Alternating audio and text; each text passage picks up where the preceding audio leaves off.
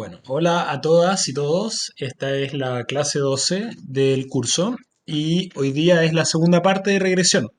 ¿Ya? Habían varias cosas que conversamos en la clase pasada que vamos a ver y repasar un poco de nuevo. Y en realidad, bueno, este es un tema que da para muchas más clases que dos o tres, y en el que se puede profundizar desde muchísimos aspectos.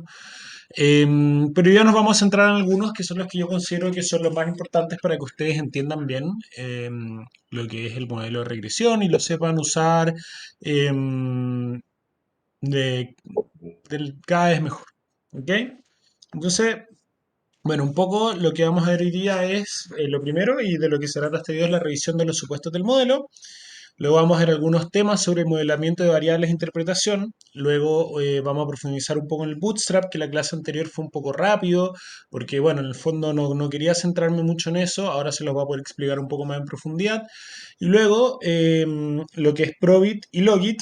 Y Tobit, dependiendo de la extensión de los videos, va a quedar para una clase adicional, junto con otros temas más que les quiero mostrar.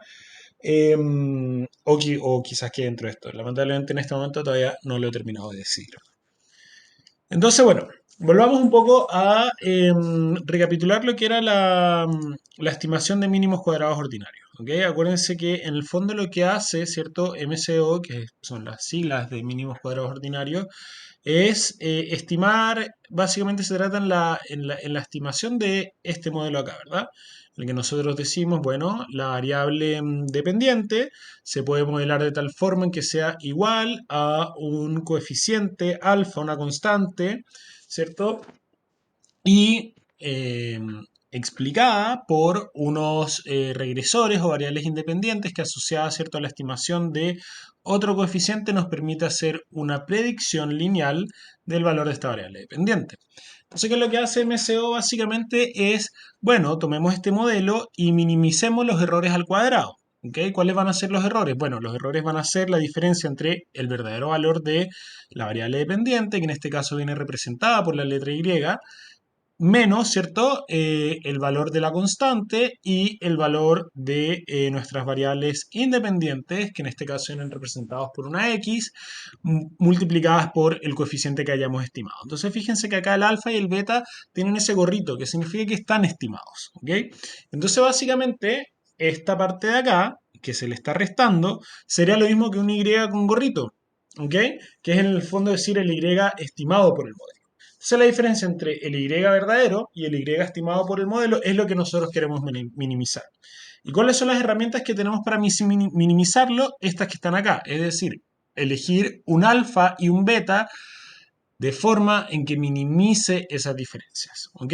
Eso de acá es equivalente a esto de acá, que en el fondo es decir, bueno, ¿qué es lo que hace el modelo? Minimizar, ¿cierto? La sumatoria de los errores al cuadrado, eligiendo un alfa y beta de forma en que los minimice. En el fondo, alfa y beta son como los parámetros que nosotros podemos ajustar para que el modelo, ¿cierto?, tenga el menor error posible.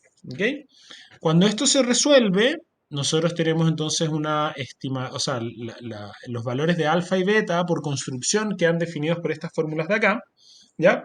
Y esto gráficamente se veía de esta forma, ¿ok? En el que, bueno, esta parte de acá representaba el beta sub 0, que en este caso es el alfa, esto de acá. La recta, ¿cierto?, representa los valores predichos de Y, que vienen dados por el modelo y los valores que este proceso de minimización nos dé para alfa y para beta. Y acá los errores son, ¿cierto?, la diferencia entre el valor efectivo que toma la observación para la variable Y y el valor predicho. ¿Ok? Entonces, bueno, revisemos los supuestos del modelo. Estas son las mismas láminas que antes, pero la idea es poder discutir un poco más sobre cada uno de los puntos en vez de simplemente pasarlas como materia, ¿ya? Se acuérdense que nosotros cuando estamos clasificando un estimador y si lo queremos clasificar como adecuado, este tiene que cumplir con tres propiedades, ¿cierto? Ser insesgado, eficiente y consistente. Eso no lo vamos a repetir, ¿ya? Pero lo que sí pasa es que el estimador de mínimos cuadrados ordinarios cumple con esas propiedades bajo ciertos supuestos.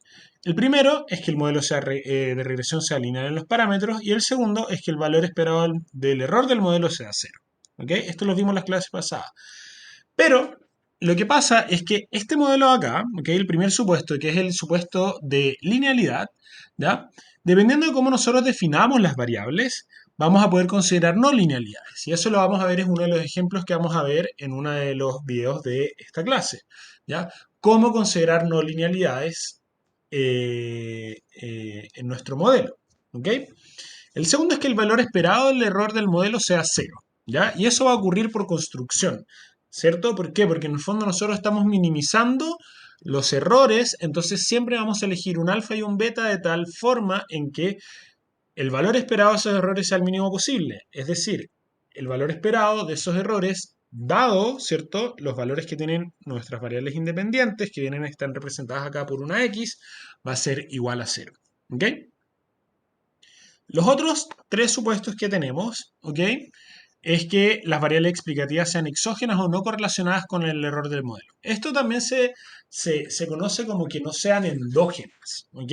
Y que no sean endógenas muchas veces, ¿qué significa? Que en el fondo puede haber un problema de simultaneidad, por ejemplo. ¿Qué significa eso? Que la variable x tiene un efecto de causalidad sobre y, pero y al mismo tiempo tiene una causalidad sobre x, entonces hay una especie de efecto de una simultaneidad. Eso, por ejemplo, en este caso ocasionaría que la covarianza entre nuestras variables independientes representadas por x y el error del modelo no sean igual a cero. Entonces, que este supuesto no se cumpla.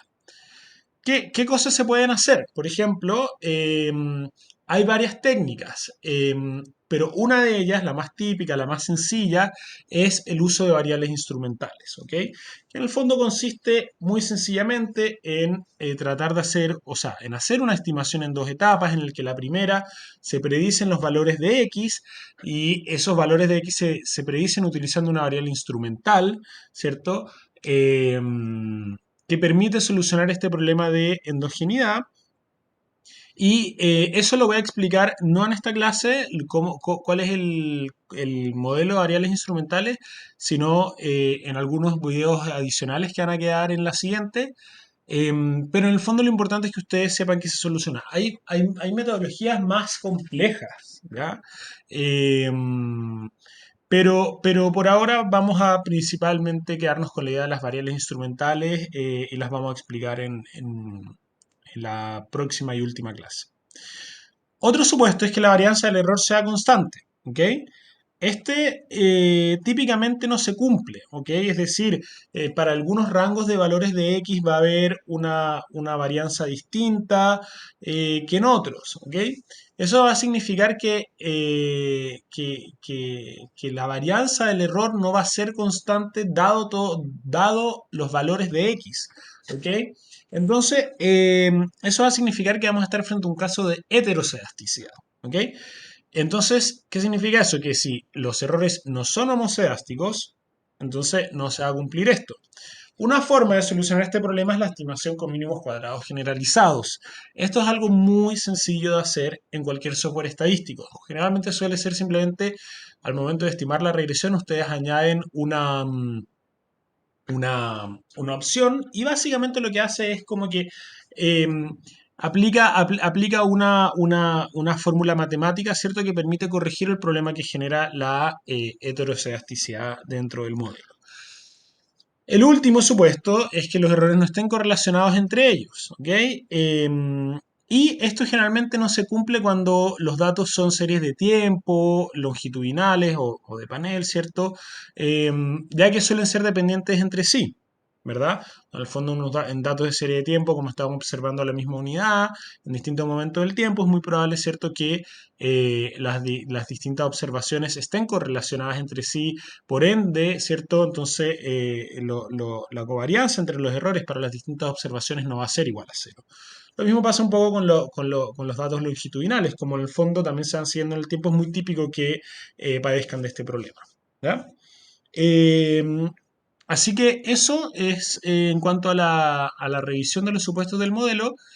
Y ahora vamos a pasar, ¿cierto?, a principalmente ver cómo se soluciona el primer supuesto, cuando no se cumple, que es el de cómo modelamos variables y cómo lo interpretamos.